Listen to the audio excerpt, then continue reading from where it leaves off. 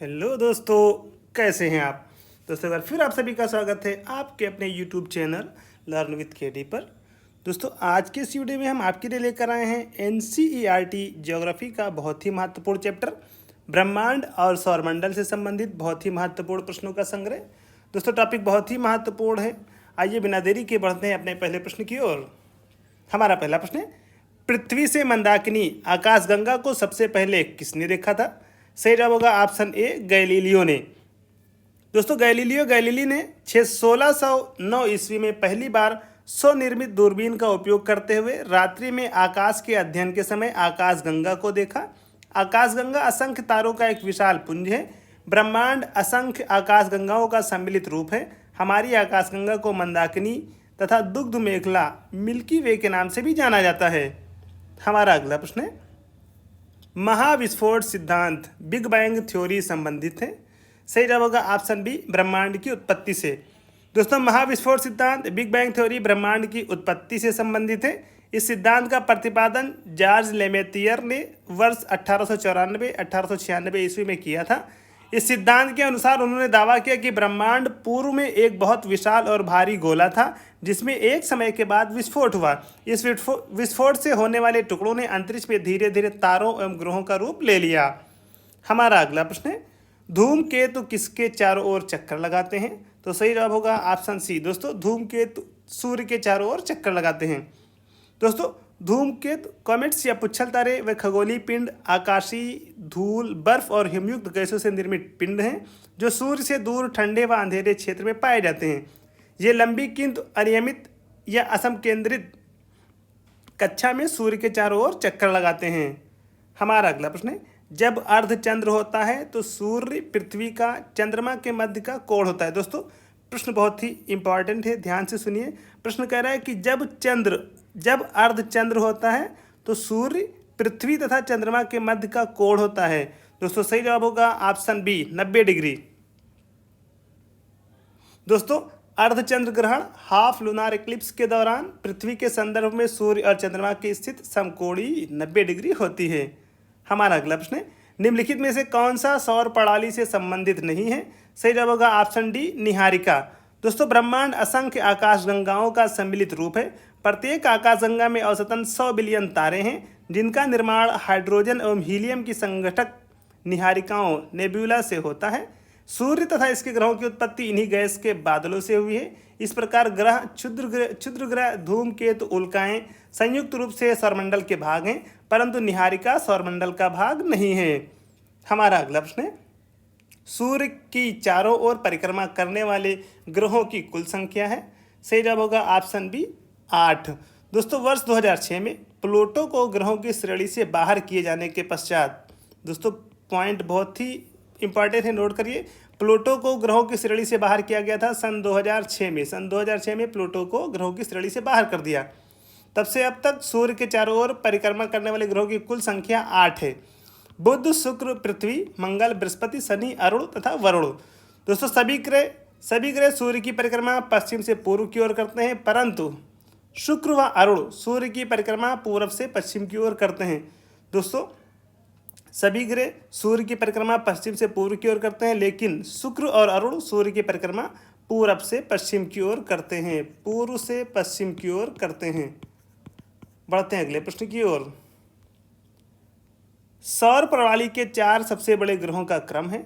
तो दोस्तों, सही जवाब होगा ऑप्शन सी, बृहस्पति, शनि, अरुण और वरुण। दोस्तों, सौर प्रणाली में 8 ग्रह हैं जिनका आकार के अनुसार क्रम इस प्रकार है: बृहस्पति, शनि, अरुण, वरुण, पृथ्वी, शुक्र, मंगल एवं बुध। सबसे छोटा ग्रह बुध है जो कि सूर्य का निकटतम ग्रह भी है। दोस्तों, सबसे छोटा ग्रह बुध है जो कि सूर्य से सबसे निकट है। दोस्तों, वीडियो को लाइक करें, शेयर करें और अगर आप चैनल पर नए हैं तो चैनल को सब्सक्राइब करना बिल्कुल भी ना भूलें। हमारा अगला प्रश्न है, आकाशगंगा गैलेक्सी वर्गित की गई है। सही जवाब होगा ऑप्शन ए, सर्पिलाकार गैलेक्सी के रूप में। दोस्तों, आकाशगंगा अनेक आकारों प्रकारों में दृश्यगत होती है, परंतु संरचना के आधार पर यह 3 प्रकार की होती है: अंडाकार ओवल, सर्पिलाकार स्पाइरल और अनियमित इर्रेगुलर आकार इत्यादि। A1689 B11 नामक आकाशगंगा हाल ही में खोजी गई है। सर्वाधिक प्राचीन सर्पिलाकार आकाशगंगा है जो लगभग 11 बिलियन वर्ष पुरानी है। इसकी सहायता से आरंभिक ब्रह्मांड के बारे में जानकारी प्राप्त हो सकती है। हमारा अगला प्रश्न है, निम्नलिखित में से किन ग्रहों का कोई उपग्रह नहीं है? दोस्तों सही जवाब होगा ऑप्शन बी, बुध और शुक्र। दोस्तों बुध व शुक्र का कोई भी उपग्रह सैटेलाइट नहीं है। बुध सूर्य का सबसे निकटतम और सौरमंडल का सबसे छोटा ग्रह है। बुध वीनस सूर्य से दूसरा, दोस्तों शुक्र वीनस सूर्य से दूसरा निकटवर्ती ग्रह है जो सूर्य की एक परिक्रमा 225 दिनों में पूरी करता है। बढ़ते हैं अगले प्रश्न की ओर। निम्नलिखित में से कौन सा बृहस्पति का उपग्रह नहीं है? सही जवाब होगा ऑप्शन डी, डीमोस। दोस्तों बृहस्पति के 79 उपग्रह हैं जिनमें आयो, यूरोपा, कैलिस्टो, गैनीमेड आदि प्रमुख उपग्रह हैं, जबकि फोबोस और डीमोस मंगल ग्रह के उपग्रह हैं जो सौरमंडल के सबसे छोटे उपग्रह हैं। हमारा अगला प्रश्न है, केपलर का ग्रहों की गति का नियम बताता है कि आवर्तकाल अवधि का वर्ग के बराबर है। तो दोस्तों क्या सही जवाब होगा? सही जवाब हो जाएगा ऑप्शन सी, अर्ध दीर्घ अक्ष के घन के बराबर है। दोस्तों खगोल विज्ञान में केपलर की ग्रही गति के 3 नियम हैं। पहला है सभी ग्रहों की कक्षा दीर्घवृत्ताकार एलिप्टिकल होती है तथा सूर्य इनके केंद्र में स्थित है और ये सूर्य के चारों ओर परिक्रमा करते हैं। दूसरा है ग्रह को सूर्य से जोड़ने वाली रेखा समान समयांतराल में समान क्षेत्रफल तय करती है। और तीसरा है ग्रह द्वारा सूर्य की परिक्रमा के आवर्तकाल का वर्ग अर्ध दीर्घ अक्ष सेमी मेजर एक्सिस के घन के समानुपाती होता है। दोस्तों वीडियो को लाइक करें, शेयर करें और कमेंट बॉक्स में ज़रूर बताएं कि वीडियो आपको कैसी लगी। हमारा अगला प्रश्न है, निम्नलिखित में से पृथ्वी से किस खगोलीय पिंड की दूरी सबसे अधिक है? दोस्तों सही जवाब होगा ऑप्शन सी, वरुण। दोस्तों सूर्य से दूरी के अनुसार ग्रहों का क्रम इस प्रकार है, बुध, शुक्र, पृथ्वी, मंगल, बृहस्पति, शनि, अरुण, वरुण। इस प्रकार सौरमंडल के 8 ग्रहों में से पृथ्वी से वरुण नेपच्यून की दूरी सबसे अधिक 4.495 अरब किलोमीटर है। हमारा अगला प्रश्न है, बृहस्पति का द्रव्यमान है लगभग कितना है? सही जवाब होगा ऑप्शन बी, सूर्य के द्रव्यमान का 1,000वां भाग। दोस्तों बृहस्पति का द्रव्यमान सूर्य के द्रव्यमान का 1,000वां भाग है। बृहस्पति का द्रव्यमान मास सूर्य के द्रव्यमान का 1,000वां भाग है। यह सौरमंडल का सबसे बड़ा ग्रह है। यहाँ का वायुमंडलीय दाब पृथ्वी के वायुमंडलीय दाब एटमॉस्फेरिक प्रेशर की तुलना में 1 करोड़ गुना अधिक है। दोस्तों पृथ्वी के वायुमंडलीय दाब की तुलना में बृहस्पति का द्रव्यमान 1 करोड़ गुना अधिक है। 1 करोड़ गुना अधिक है।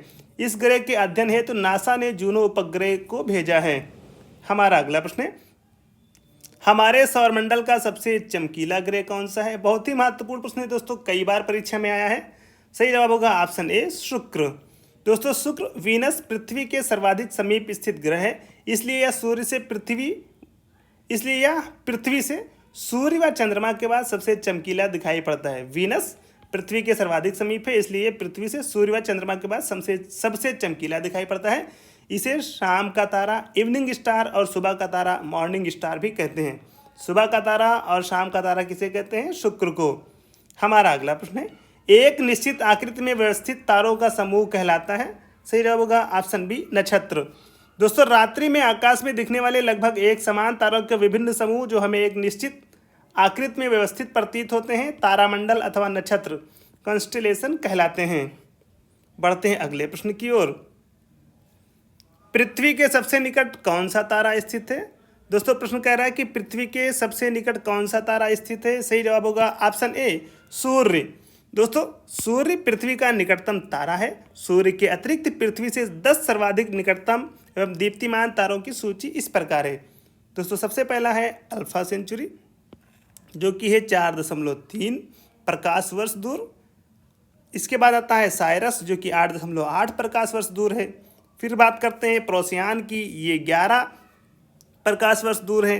वैगा है 26 प्रकाश वर्ष दूर। आर्कट्रस है 36 प्रकाश वर्ष दूर। और कैपला है पृथ्वी से 46 प्रकाश वर्ष दूर। अगला है कैनोपस जो कि पृथ्वी से 98 प्रकाश वर्ष दूर है। और अगला है अकरनर जिसकी पृथ्वी से दूरी है 114 प्रकाश वर्ष। फिर आता है बेटलगीज जिसकी पृथ्वी से दूरी है 300 प्रकाश वर्ष। और सबसे ज़्यादा दूर है रीजल जो कि पृथ्वी से 900 प्रकाश वर्ष दूर है। हमारा अगला प्रश्न है, सौरमंडल में किस ग्रह की पृथ्वी से सबसे अधिक समानता है? प्रश्न कह रहा है कि सौर मंडल में किस ग्रह की पृथ्वी से सबसे अधिक समानता है। दोस्तों बहुत ही महत्वपूर्ण है, हमेशा बल्कि कई बार परीक्षा में आया है कि पृथ्वी की बहन। दोस्तों सही जवाब होगा ऑप्शन सी शुक्र। दोस्तों सौर मंडल में शुक्र ग्रह की पृथ्वी से सबसे अधिक समानता है क्योंकि इसका आकार, घनत्व, द्रव्यमान व व्यास पृथ्वी के समान है, इसलिए शुक्र को पृथ्वी की जुड़वा बहन, ट्विन सिस्टर ऑफ अर्थ के नाम से भी जाना जाता है। हमारा अगला प्रश्न है, सौर मंडल का सर्वाधिक गर्म ग्रह हॉट प्लेनेट कौन है। सही जवाब होगा ऑप्शन बी शुक्र। दोस्तों बुध ग्रह सूर्य से सबसे निकट होते हुए भी सबसे गर्म ग्रह नहीं है क्योंकि इस पर वायुमंडल का बहुत पतला आवरण पाया जाता है जो सूर्य से प्राप्त ऊष्मा को नहीं रोक पाता। शुक्र ग्रह कार्बन डाइऑक्साइड और अन्य गैसों से निर्मित बादलों की एक मोटी परत से ढका हुआ है जो सूर्य से प्राप्त ऊष्मा को बाहरी अंतरिक्ष में जाने से रोकती है। इस प्रकार शुक्र सौरमंडल का सबसे गर्म ग्रह है। हमारा अगला प्रश्न है, अरुण ग्रह की खोज किसने की थी। सही जवाब होगा विलियम हर्शेल ने। दोस्तों अरुण यूरेनस ग्रह की खोज 1781 ईस्वी में विलियम हर्शेल ने की थी। ये आकार में तीसरा सबसे बड़ा ग्रह है।